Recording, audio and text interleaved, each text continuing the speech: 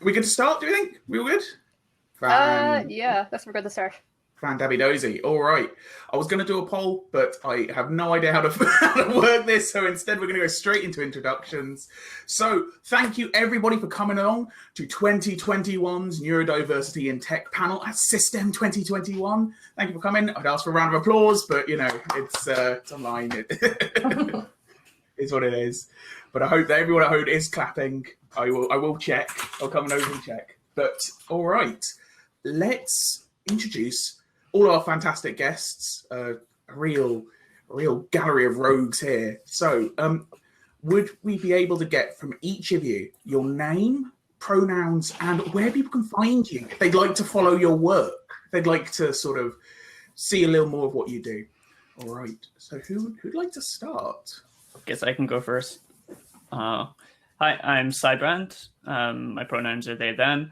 You can find me at Tartan Llama on Twitter. I also just yesterday made a YouTube account because I've been making a bunch of videos of like explaining tech concepts with my cats and random household objects I find just strewn around, or like I steal from my kid's craft box and then he gets upset at me. So you can go check that out as well. It's linked from the top of my Twitter. Chloe? Hi, everyone. I'm Chloe Condon. Pronouns are she, her.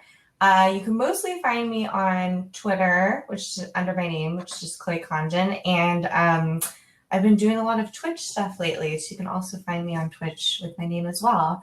Mostly my name on things, except for Instagram, where I am GIT Forked, Get Forked, which is an engineering pun if you're an engineer, or it's a good place pun if you're not an engineer.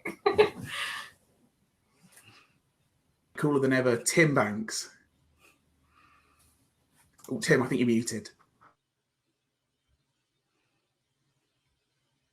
Still muted.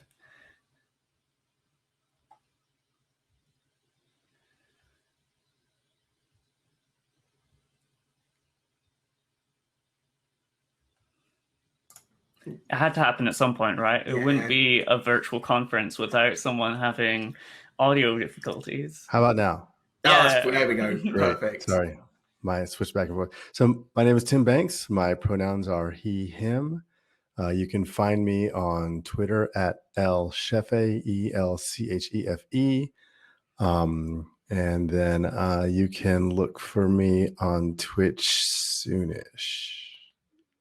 And that's all I can say about that right now. Exciting. Streaming, that's fantastic. My goodness. And yep, I'm Johnny. I'm going to be moderating today. You can find me on Twitter at goblin_zone. But yeah, let's jump straight in to a little maybe introduction to the topic, perhaps.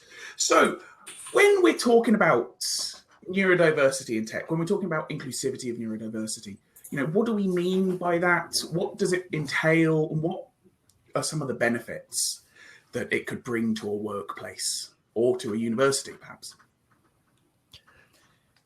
I think there's multiple facets to it, but generally when I think about like including neurodiverse people, I think about making sure that they feel like they are wanted, like they're included, like they're valued, and also equipping them to do their best and to give them all of the tools and to build up an environment in which they can thrive and make the most of their own skills.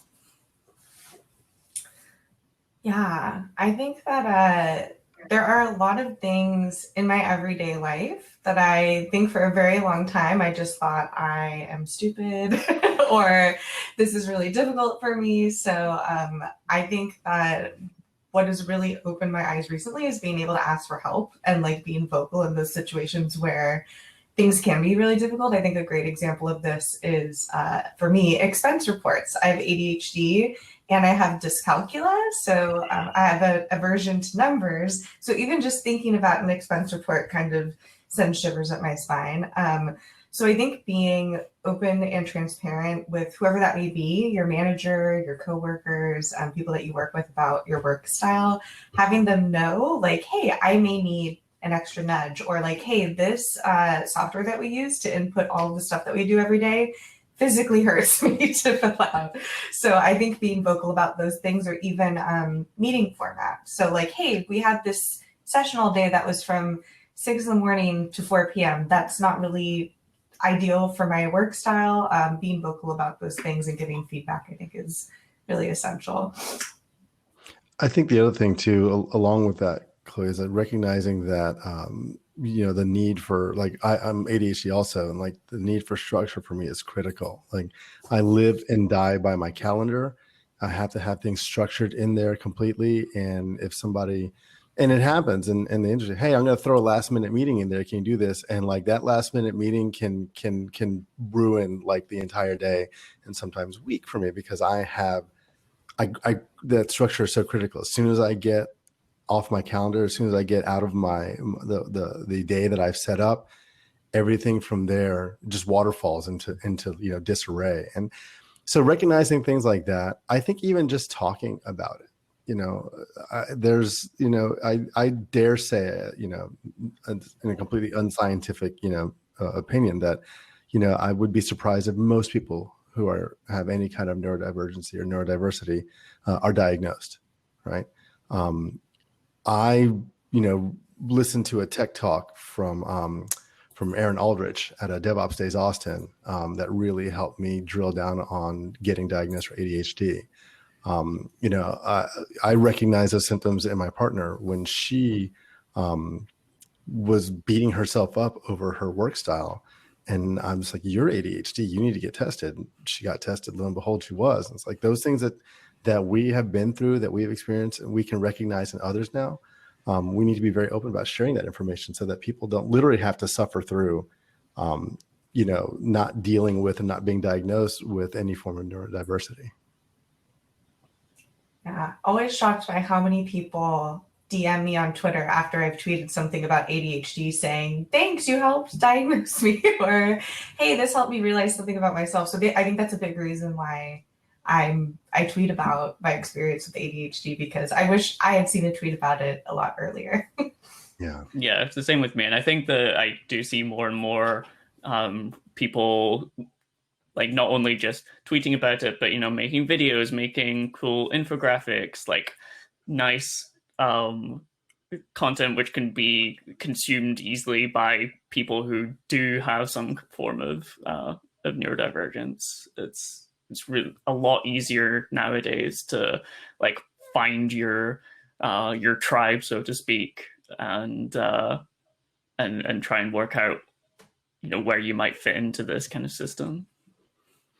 I think too, when we talk about not just working with, because I see people who I work with that I know have various forms of neurodiversity, trying to figure out, okay, what is the best way to approach them about this? What's the best way to see if I can get an interrupt especially if you have to deliver, any kind of, constructive criticism or feedback or something like that. Those knowing that you're, knowing kind of the best ways that work for your coworkers, regardless of whether they're neurodiverse or not, but especially when they are, is critical. But I also think it's not just for coworkers; it's definitely for managers, people managers especially. It's so critical to know this about your folks, to know how they receive feedback, to know how they respond to these things, especially when it may not be something that's not a big deal to anyone else, but it can be crippling for them. And know what opportunities you can approach them with, or how you can encourage them best.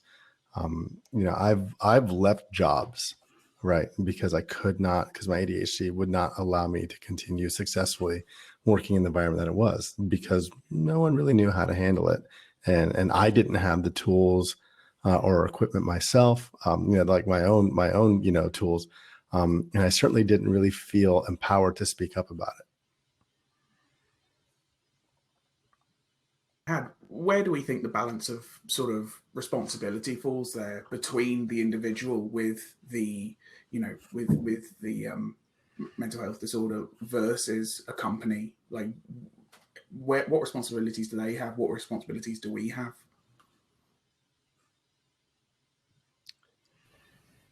Yeah, I think for them to be able to know how to help, you have to open the door a little bit to let them know, like, hey, I'm struggling. Because I think that's something personally I've struggled with a lot, is being open with people about like reaching out and saying, hey, this tool is really difficult for me to figure out. Can I have some time on your calendar? Like, just getting myself to write that Teams message is like a whole day's worth of mental gymnastics for me.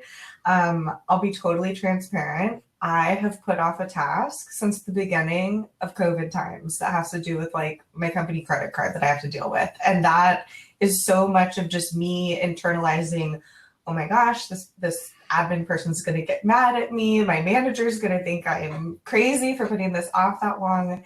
And I think something that I've discovered in the last year through my therapist and my ADHD coach is I assign so much value to what I think other people are thinking. And, you know, it's just like Tim said, I also just crave structure. I'm one of those people, as I'm sure most people with ADHD and even not with ADHD are, that if my manager is like, hey, do you have a minute? I'm like, I'm fired. Like, obviously I'm fired. I go to the worst case scenario every single time. So I think it's important that you're transparent. No one's going to know how much you're suffering unless you kind of open that door and let them know. But of course, you know, I super appreciate that at Microsoft, we do have a lot of resources that are available to us, neurodiverse folks, which is really nice. But I honestly, this is such a new buzzword for me. I was only diagnosed in the last 3 years, I think. So I'm still discovering what's available to me and how to ask for help. So I'm interested to hear what Tim and Sai have to say, because I'm a newbie. Yeah, I think there's working out for you like coping mechanisms and ways to create an environment in which you can do your best work, but then everyone else needs to be able to facilitate that to, you know, the extent which is reasonable. Like, for example, the absolute best change that I've made in the last year was reducing the number of places to look for tasks to exactly 1. 2 is too many. 3 is way too many. Like, I used to have, you know, my to-do list, my like unread emails, and then people would like ping me on Teams, or like some people would like send me Twitter DMs because I'm on Twitter more than I am on Teams. But yeah, so I had to try and reduce all of these to just 1, which I ended up doing by integrating my email client with my to-do list, so I could hit a single button and have an email show up as a task in my to-do list. Because like switching a tab to go and do something, do you know like how many different ways I can get distracted while switching tabs? Like an infinite number. So, you know, I came up with that way that I needed to reduce my my number of avenues for tasks. But then it also meant that, you know, if someone does send me something on Teams being like, hey, can you do this? I have to be like, can you send me an email? And then they have to like respect that this is how I work and things like that. So it's both me coming up with ways to create an environment I can work best, and also other people working with that. Yeah, I think that's super critical. As I said about having that single place and how easily it is to get distracted. And I think companies have, I said, to invoke AWS's shared responsibility model, I definitely think, it's somewhere around a 50-50, and it's going to depend on place to place. I know for me that once I got more knowledge about my diagnoses and about, kind of what works best for me, the companies have to be able to make an environment where it's safe for you to do that. Working remote for me, and I've worked remote for a few years now, has been a game changer, because I can structure my day and I can structure my work environment around keeping me focused on task and keeping me accountable when I go off task. And I have to go off task. Like the working in an office, like if I'm working in an office and, everyone works in open office, if, people walk by my desk and like, what the hell is he doing? And I'm like, I'm on Twitter right now. Why? This is what I'm doing now because somebody said something and now my attention is focused, and now I'm going to watch, YouTube videos on how to pick a lock for 15 minutes. And then I'm going to go back to this thing I'm doing. And that's completely normal, right? But if you don't know what ADHD looks like, you're going to think I'm just messing around. Like, no, I'm actually multitasking. This is helping me do this architecture diagram that I'm thinking about. So creating an environment where people feel empowered and safe to do so while still keeping people accountable helps. I would say that, making sure as a company, please, please, please, if you are in the US or any place that has private insurance, please make sure that your insurance covers ADHD diagnoses and ADHD medication or autism or any other kind of neurodivergency, because that is hard. That is a daunting task for people to do. Anyway, was the chasing down the insurance, and frankly, most won't do it. If you are ADHD and you have to go to the effort of doing all the insurance mambo, like going through, we just won't do it. And it took me years, because it was just too difficult to navigate. Having advocates within your org to help people do that, or to coach people, I think is great. But there's a lot a company can do to empower people and support people that are neurodiverse. And like I said, I can only speak from being ADHD, and I don't, there are folks that are on the autism spectrum or any other forms of neurodivergency. I think, listen to them, please, because I only have one aspect of it, and there's so many aspects of it that we really need to discuss. But like I said, for a company setting up an environment where they can feel safe to do the things that they need to do to help them work, I think that's key. And honestly, that kind of safe environment is going to spread to a lot of other places too, for the better, not just for folks that are neurodiverse. That's really, thank you so much for that, Tim. It's absolutely fantastic. And thank you so much, Ollie. That was a brilliant discussion there. I wanted to sort of zoom in on this, actually. So it's good that we sort of ended up here, because what ways do we think that companies are maybe not currently meeting these standards that we as neurodiverse people are sort of needing, but maybe more broadly as well, like you said, for people with autism spectrum disorders, but maybe more importantly, what practices need wider use in industry? What can we do about it more broadly?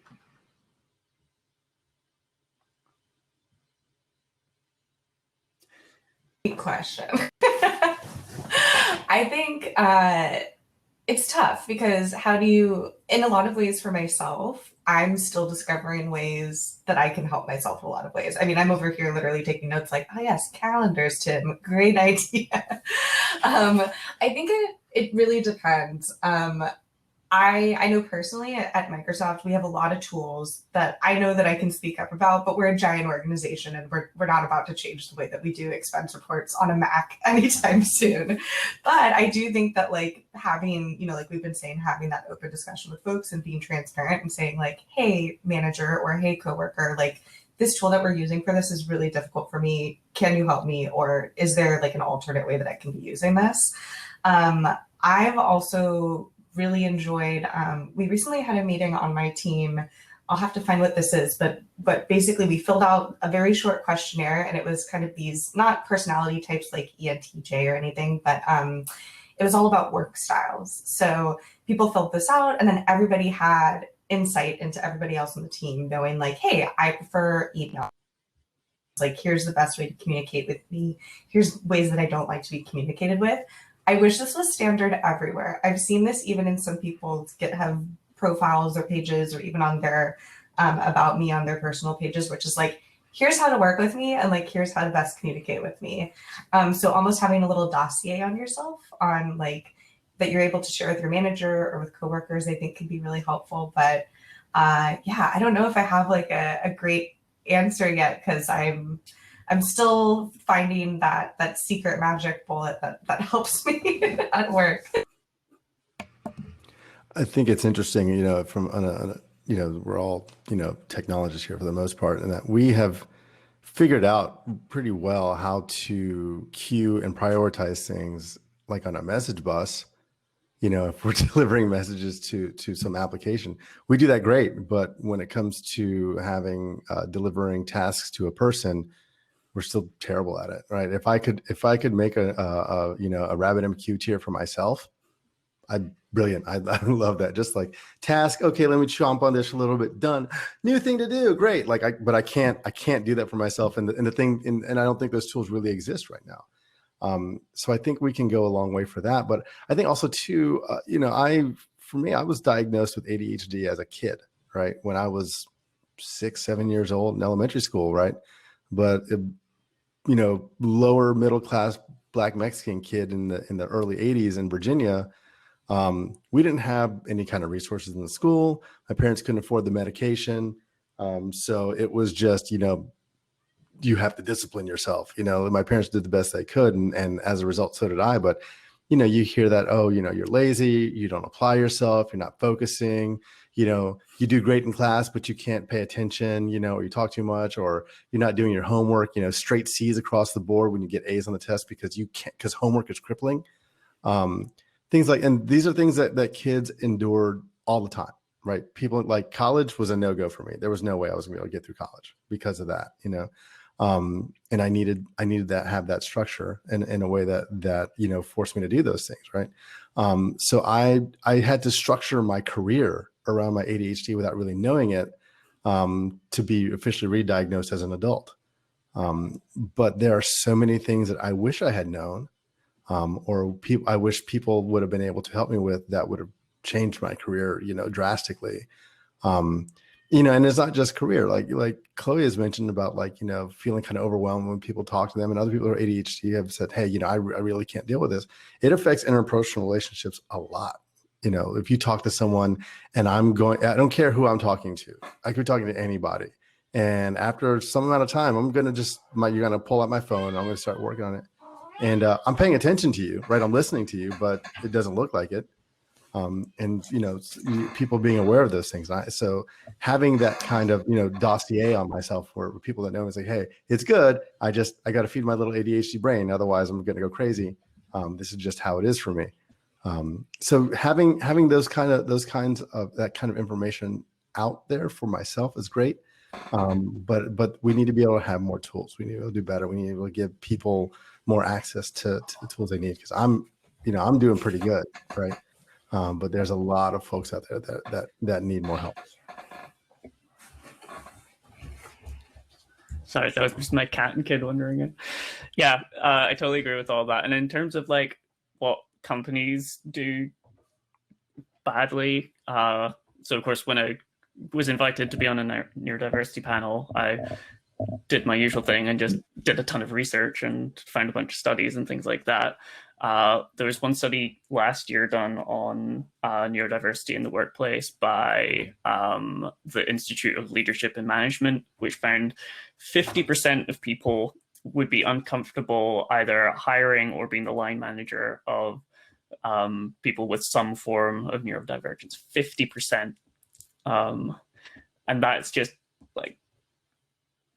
so awful. And there was quotes in that study by people like someone who had Tourette syndrome saying that they were never hired for user-facing things because as soon as the people found out that they had Tourette syndrome, they thought that meant that they would just swear randomly, even though that only affects a small percentage of people who have Tourette syndrome. It's there's such an education failure in terms of what people understand about different forms of neurodivergence, and then that colors how they interact with people once they find out that they have some form of neurodivergence, or in the hiring process, or through workplace bullying, or just all of these things which stop people from getting integrated into a workplace, getting into a workplace in the first place, feeling like they're included, feeling like they're safe.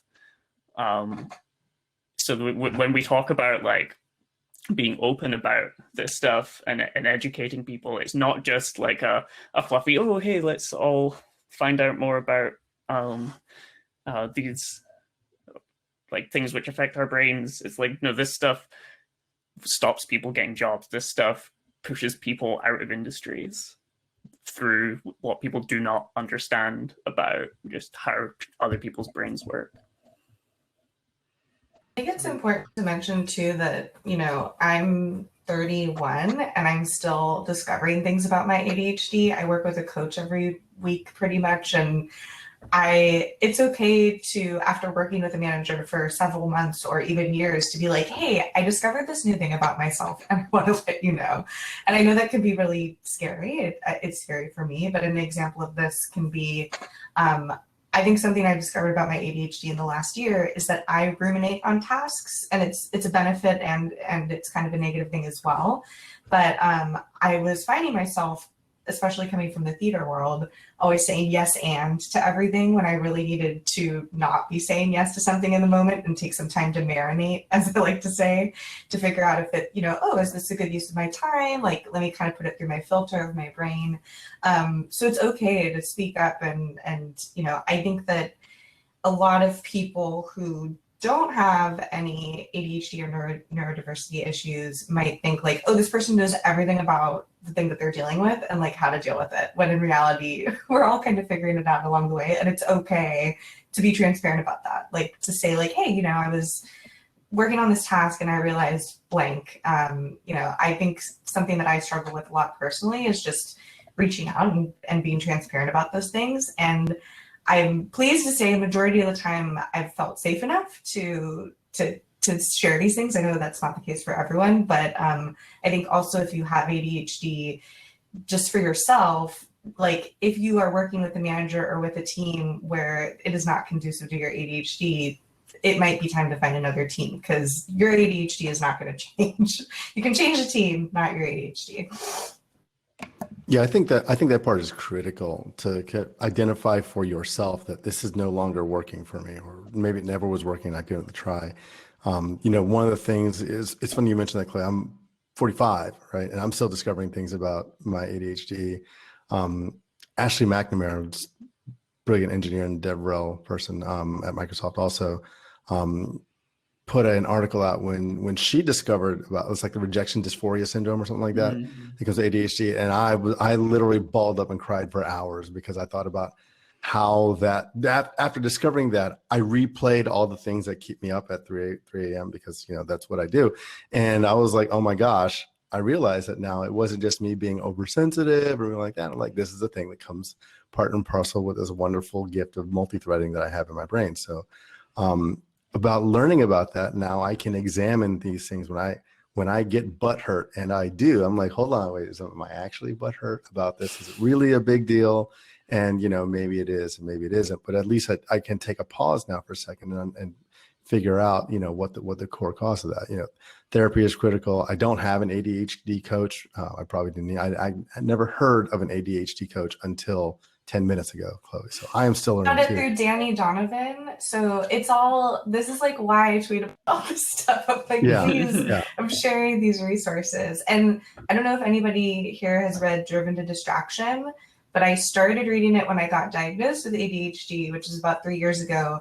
And just like you said, Tim, I feel like every chapter, similar to your experience with Ashley's article, I have to kind of like pause and go, oh my gosh, like I'm not a piece of crap. Like this is all part of something that I deal with, and it's not just me. I'm not alone. And I think like, it's exactly why I share all of this stuff publicly, because how will we know if we don't know, right? Yeah, I just recently picked up the book Order from Chaos, which would highly recommend.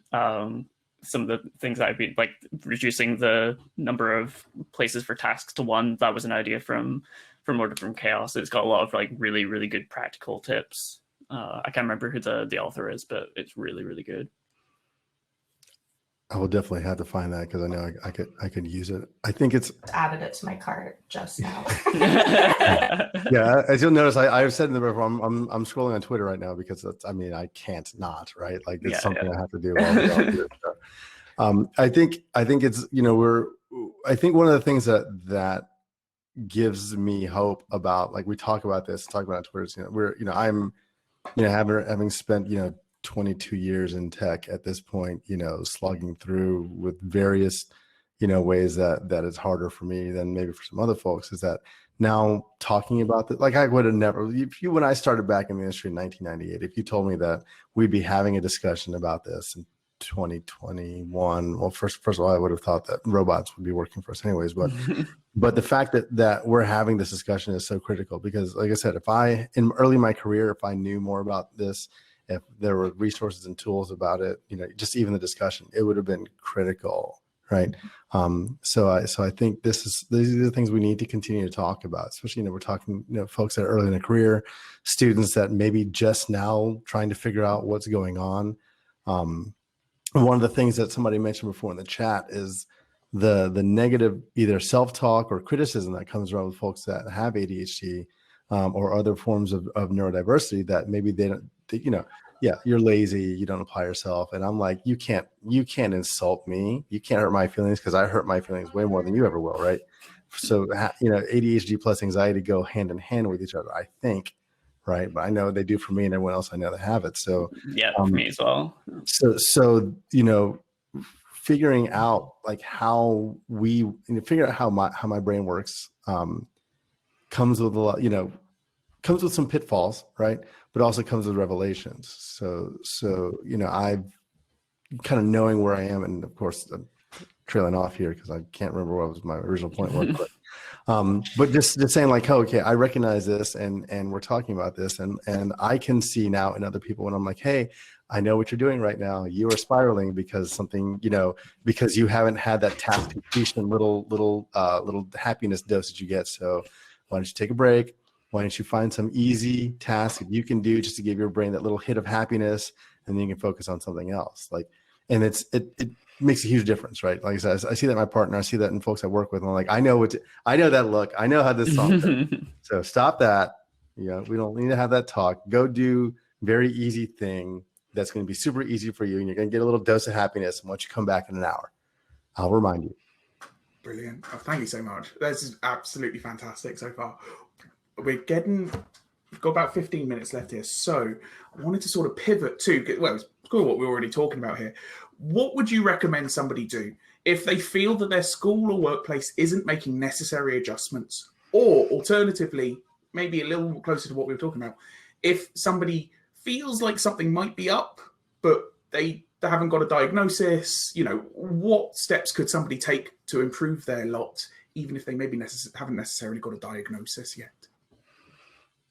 Yeah, I think in terms of asking for managers and things like that for changes, I would absolutely love to be able to say, okay, if you think that you're neurodivergent and you feel like you could use some changes to your workplace, your team environment to make it better, you should just go to your manager and tell them, hey, I have ADHD or I'm autistic or something, here's how you could help me.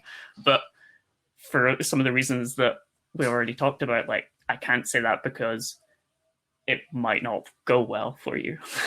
And that's such an awful thing that you can't necessarily just go and talk to your manager and say, I need these accommodations because it will make me a better employee. It will make me get more stuff done. It will make me happier. It'll make you happier at the end of the day, because people don't understand enough. What I will say is that there are ways to try and get a feel for how your manager might feel about things like this. You can, how do they respond if you're having a one-on-one and they say, oh, how are you doing? You say, oh, I had just a bit of a bad mental health day or week or something. How do they respond? They're like, that sucks, I'm sorry. Or are they like, these little things of how they respond to mental health issues, to neurodivergence in other ways. It kind of gives you a feel for how they would respond if you say, I need these changes, otherwise I'm not going to be my best. Yeah, I like that side. I think to echo that, I think advocacy is critical, especially if you think you may be and don't know you are.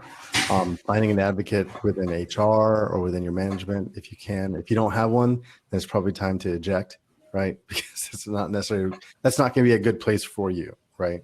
If you are seasoned and you're a senior and you can have influence on the company, sure, maybe that's a good place for you. But if it's not there, it's probably not the best place for you right now, especially if you're trying to learn, right? They say real recognize real, right? I can pick out who's ADHD in a crowd now, right?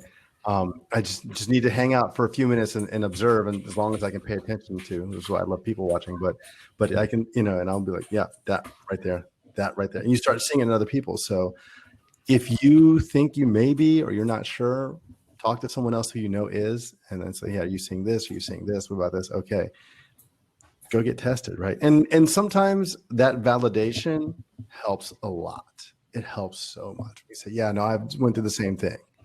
And so It's not you, right? And then especially earlier on, you've got so much, like I said, you have so much damage to deal with and undo that you've probably done to yourself, because you don't know why you are the way, you know why you can't concentrate. You don't know why it's so hard to do this task.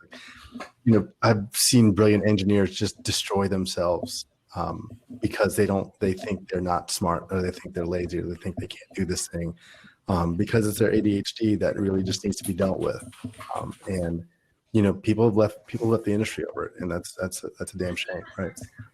So catching that in other people, catching it in yourself, or asking someone who can help you, even if it's just like I said, a peer, someone who's had it before, and say, yeah, I've been through this, so do this, and this, or talk to these folks, or read this, and then go talk to your doctor. Talking to your doctor is huge. Please talk to your doctor, right? And if your doctor doesn't want to listen to you, if you can, find a new one, right?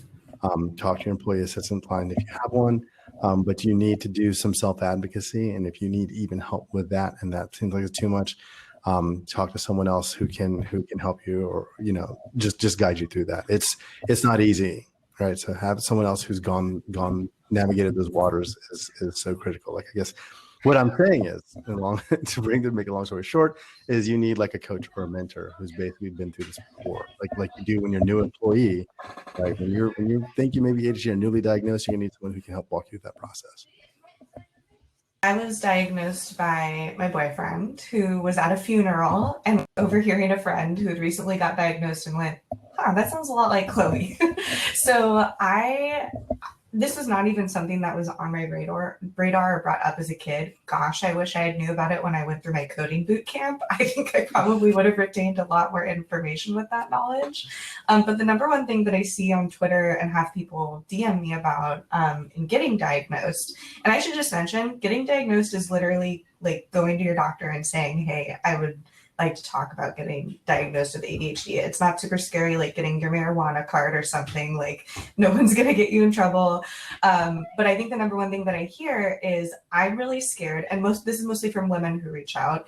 I'm really scared that I'm going to get diagnosed and they're gonna tell me that I don't have anything and I'm just stupid. Is the number one thing that I hear. It's very relatable, because I think when I went to go get diagnosed, I was like, what if they do all these tests on me and it just turns out that I'm terrible at everything that I do? And my advice for that is, it always helps to reach out and to get help. So if you're thinking about it, maybe read one of the books that we've mentioned in the chat here if you want kind of some self-validation or some strength going into that, or maybe even some vocabulary or terms to be able to talk to your doctor about it with. But the best thing that I've done for myself, in the same way where people ask me advice on like, how do you be a visible woman online?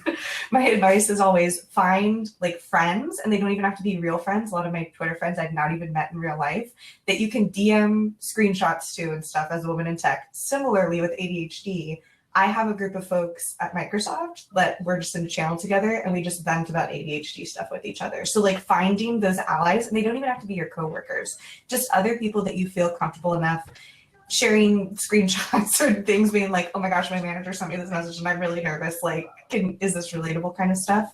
I think shame, I'm reading this, I'm a white woman, so I'm reading a Brene Brown book right now.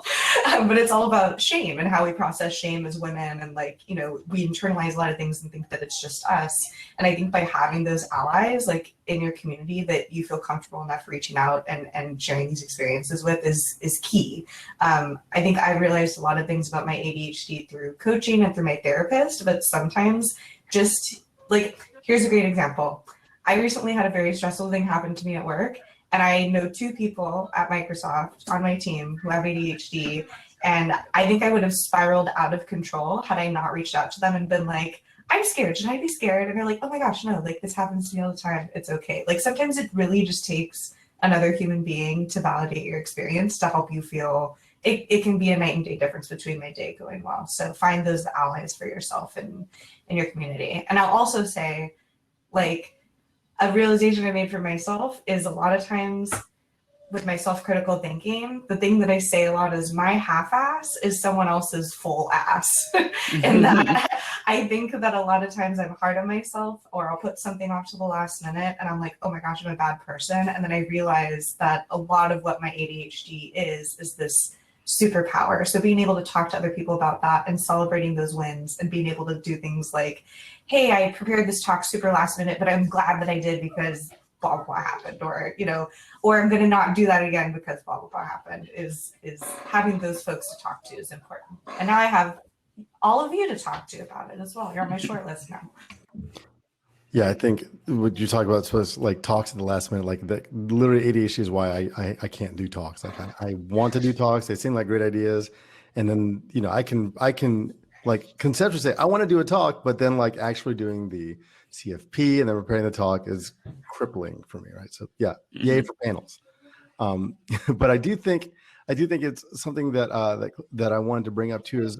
What also has helped me is finding the one thing, find something, whatever it is that will help you single thread, even just for a minute, right? Because I cannot single thread, but I do Brazilian Jiu-Jitsu. And the second I step on the mat, I single thread because it's hard to multi-thread when someone has their knee in your belly trying to kill you.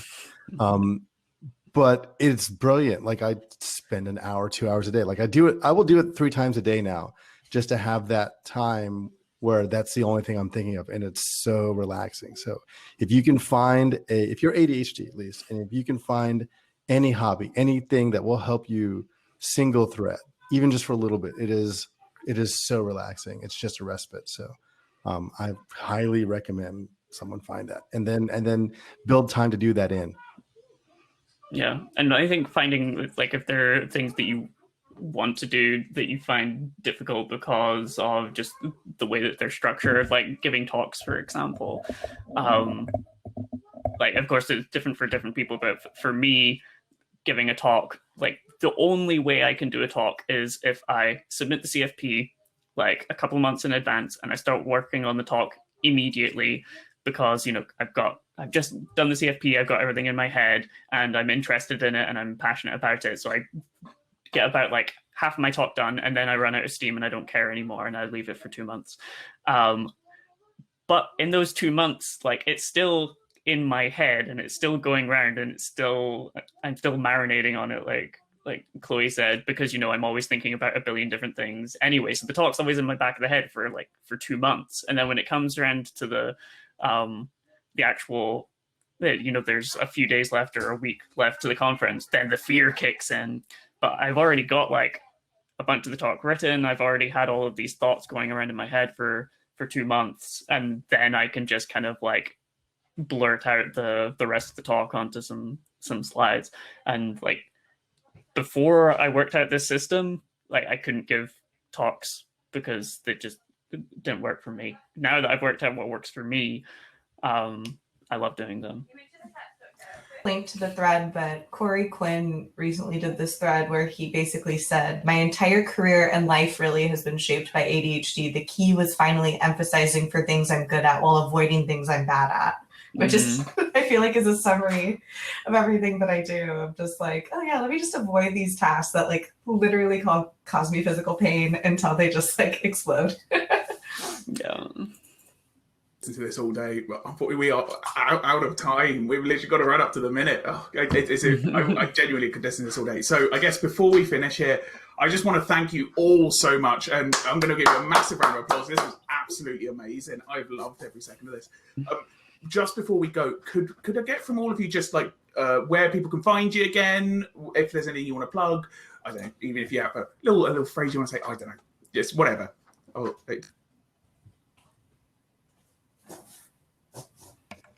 I'll go. So I dropped my Twitter handle in the chat, but I'm at Elchefe, ELCHEFE on Twitter. If there's all I want to really plug right now is if you can have the means and spoons to do so, please try and contribute to some of the mutual aid funds here in Texas. Yeah, folks are really going through it here, and it kind of sucks. So yeah, if you could do that, that'd be great. Even if it's just to help, you know, spread the word. People need it. Thanks. You can mostly find me on Twitter and on Twitch. I dropped them in there. And I will plug, I will drop it in Twitter again here, but if you are an ADHD person or looking to get diagnosed, my ADHD coach Dusty has been doing these really cool ADHD bootcamp things that look like really interesting options for folks who are trying to look for structure in their life. So I'll drop a link to her Twitter in the chat, and you can check that out. I am at Tarpon Llama on Twitter. I also dropped it in the chat. And yeah, I'm going to go have a look at some mutual aid stuff for folks in Texas. I dropped a link to one that I was looking at earlier, if anyone wants to look at one.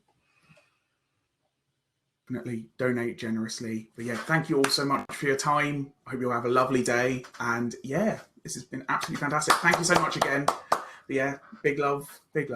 And yeah, give generously to those mutual aid funds. All right, that's us. Bye. Bye.